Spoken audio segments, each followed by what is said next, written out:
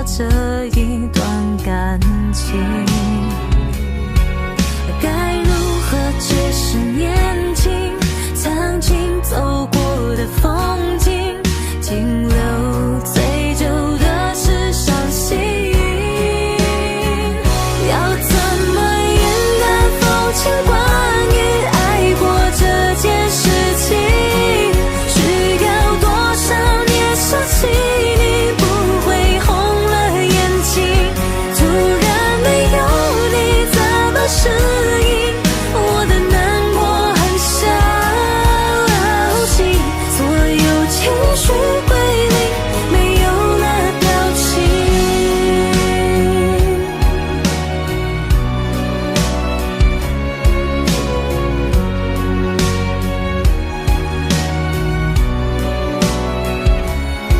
剩下的蝉鸣伴随午后的风景，回到当初勾着手指的约定，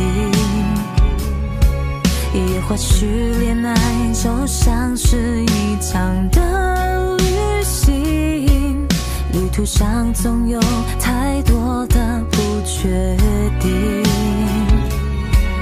故事里那场风